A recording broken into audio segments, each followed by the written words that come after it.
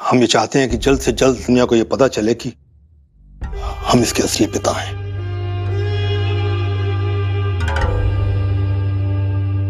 और हम असली बृजभूषण हैं और वो हमारा भाई कुलभूषण है, जिसे उसकी हर गुनाह की सजा मिलनी चाहिए, क्योंकि उसकी वजह से हमने, हमारी बेटी ने और उर्वशी ने बहुत कुछ सहा है वकील साहब। मैं समझ सकता हूं और इस बारे में मुझे आपसे कई बार और मिलकर बात करनी होगी।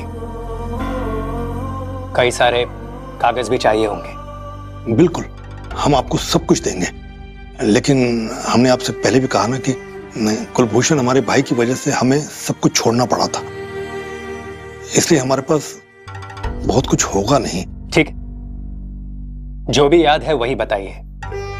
बहुत बार केसेस में डेट्स को मिलाना पड़ता है। और यहाँ बृजभूषण झनक के साथ बैठकर वकील से मिलने आए हुए हैं और अपनी कहानी सुना रहे हैं। और जो कुछ भी नहीं याद है उसके बदले में आप मुझे सारे कॉन्टैक्ट्स और पते दे दीजिए।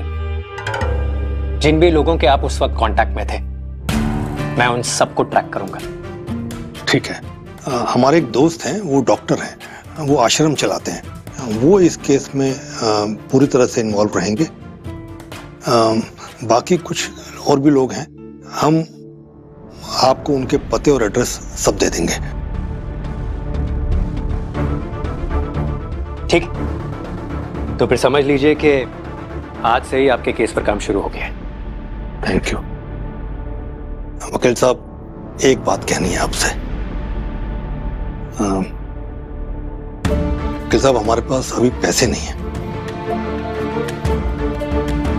लेकिन हमारे वो जो दोस्त हैं, जो डॉक्टर हैं, जो आश्रम चलाते हैं, उनके पास पैसे हैं और उन्होंने हमें प्रॉमिस भी किया है कि वो हमें हमारे इस केस में मदद करेंगे। और अब बृजभूषण साफ साफ लहजे में अपनी स्थिति बता रहे हैं, क्योंकि ये कानूनी लड़ाई में पैसे तो पानी की तरह बहेंगे। क्या है कि हमने आज तक कभी किसी से एक पैसा उधार नहीं लिया, लेकिन अब लेना पड़ रहा है अपनी बेटी की पहचान वापस दिलवाने के लिए। आप इतने बड़े वकील हैं, आपका इतना नाम है, अगर हम आपको आपकी फीस कुछ वक्त के बाद दें, तो अगर आप इतनी मदद कर दें हमारी। देखिए, हम और हमारी बेटी मेहनत करके चुका देंगे। देखिए, मेरे पास आप लोगों को देने के लिए एक गुड न्यूज़ है और एक बैड न्यूज़ है। पहले कौन सी दूं? और ये कहकर तो वकील साहब ही बृजभूषण और झनक को असमंजस में डाल दिए। आखिर कौन सा न्यूज़ सुने वो पहले? चलिए, मैं ही बता देता हूँ। बैड न्यूज़ ये है कि मैं बिना फीस लिए कोई भी केस नहीं लड़ता।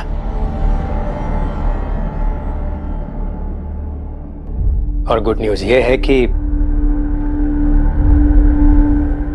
इस केस के लिए आपको एक पैसा भी खर्च करने की जरूरत नहीं। क्यों? वो कैसे?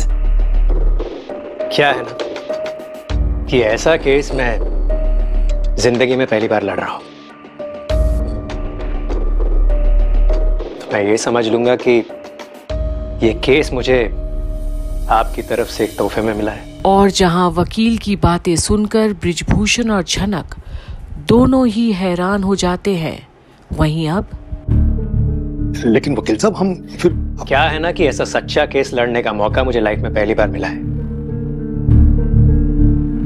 और सच कहूं तो बृजभूषण जी, मैंने भी आपका नाम काफी सुना है और मैं तहे दिल से चाहूंगा कि आपको और आपकी बेटी को इंसाफ मिले। लेकिन फिर भी आप चाहें तो इफ यू इंसिस्ट, आप मुझे इस केस के लिए 1 रुपया फीस दे सकते हैं। नहीं सर, हमें कोई कंसेशन नहीं चाहिए आपसे। अपने सेल्फ रिस्पेक्ट की इतनी चिंता है कि अपने फैसले से 1 इंच नहीं हिलोगी।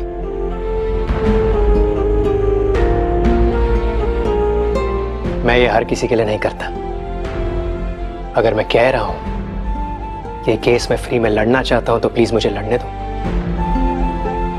पापा, आगे जाके देख लेंगे।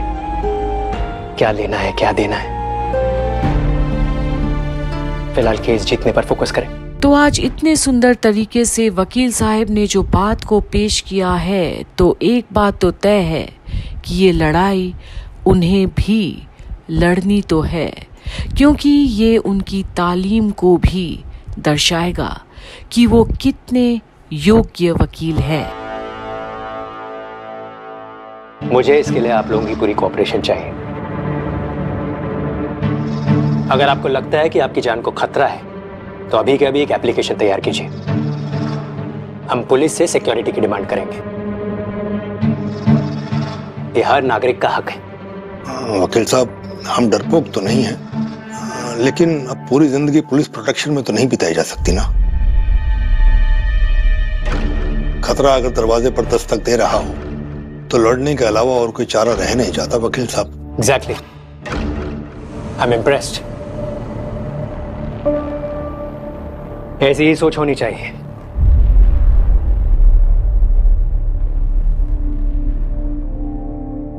चलिए मुझे ये बताइए कि आपके भाई अभी भी मुंबई में रहते हैं? जी हाँ, जितना हमको पता है उस हिसाब से तो हाँ, लेकिन अभी इस वक्त वो कहाँ है हम नहीं जानते। और अब जाकर वकील बृजभूषण से अहम जानकारी हासिल कर रहा है जो इस मुद्दे से ताल्लुक रखता है। लेकिन अब तक उसे सब समझ में आ गया होगा और वो अपनी अगली चाल की तैयारी भी कर रहा होगा। इस बात से कोई फर्क नहीं पड़ता। आपने जो कुछ भी बताया है, अगर वो सच है तो वो इस केस में हमें कभी नहीं हरा पाएंगे। सर, एक और बात, मुझे सिर्फ अपने पापा का नाम चाहिए। मैं नहीं चाहती कि मेरी माँ का नाम कहीं पर भी आए। ऐसा हो सकता है? बिल्कुल नहीं। पर लाइफ में सब कुछ आप जैसा चाहती हैं वैसा ही हो, ऐसा पॉसिबल नहीं है ना। आपको पसंद हो ना हो, सच बदलने वाला नहीं है और आपको उस सच का सामना करना होगा। सृष्टि मुखर्जी टेक्निकली और फैक्चुअली आपकी माँ है। पर अब ये सुनकर झनक बिल्कुल खुश नहीं। सृष्टि से तो वो ताउम्र नफरत करती रही है। लेकिन इसका ये मतलब नहीं है कि आपको उन्हें माँ मानना ही होगा। कोर्ट में जब इस बात का राज खुलेगा कि आपके पापा कौन है, तो लोग ये भी तो जानना चाहेंगे ना कि आपकी माँ कौन है। पर अब जो बात वकील साहब कहते हैं उसे स्वीकारना तो पड़ेगा झनक को, क्योंकि सच बदलता नहीं, बस दफना कर रख सकते हैं कुछ सच्ची बातों को। पर अब आगे क्या होगा यहाँ, जहाँ झनक को अपनी माँ के रूप में सिर्फ और सिर्फ उर्वशी ही दिखती है और उसका रूह बस इसी बात को गवाही भी देता है कि उर्वशी ही उसकी माँ है। ये देखने के लिए बने रहिए कि आगे क्या होता है कंप्लीट बॉलीवुड की आने वाली अपडेट्स में, जहां आप देख रहे हैं झनक की सारी अपडेट्स।